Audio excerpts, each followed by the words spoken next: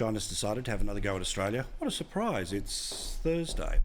They decided to, in their latest protestations via the Global Times, which of course is their propaganda method, they decided to, among other things, say this. They decided to say that they're going to be going after Australia's economy. They said here that after every single-handedly driving China-Australia ties to a near frozen state, the Morrison government appears to be dead set on further escalating regional confrontation by substantially increasing investment in defence and national security. So apparently only China can do this? Apparently to maintain its role as an attack dog of the US in the so-called Indo-Pacific.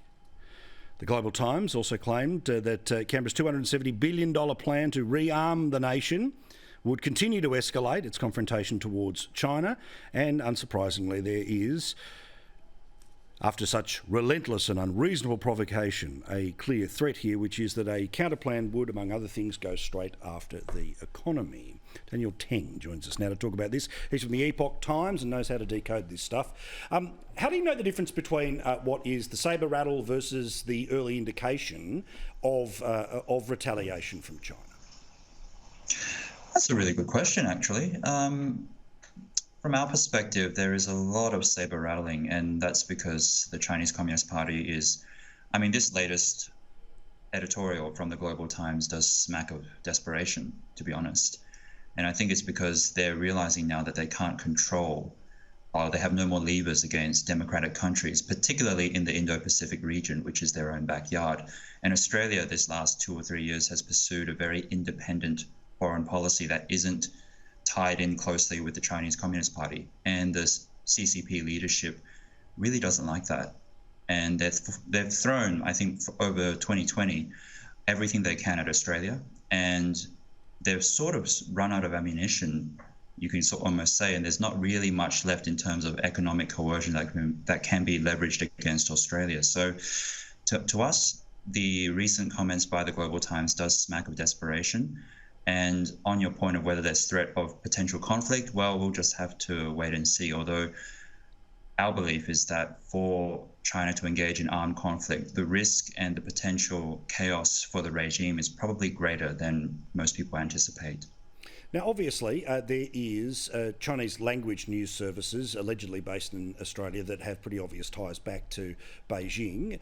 Are they sending a more aggressive message than the ones that we're able to read in English from things like the Global Times, or it's all pretty much the same in terms of its intensity, or is there something a different message being sent to the 1.2 million Australians of Chinese descent here who can read in native tongue?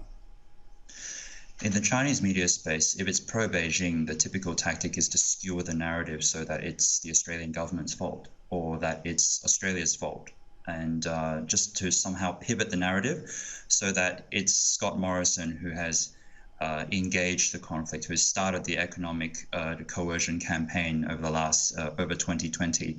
So that's really the common theme we're seeing. And certainly we've seen that sort of narrative be promoted by pro-Beijing voices in Western media as well. All right, Epoch Times is online, obviously physical versions as well. How do people get it apart from just the website, mate, if they want to get a different perspective that can actually push back on Beijing? Well, you can go to our website and subscribe to the newspaper. So you can just go to theepochtimes.com and there'll be the subscription links there, and feel free to check out more, really unique coverage about what's happening in China today. Good stuff, Daniel. Nice to talk to you. All the best. Thank you very much.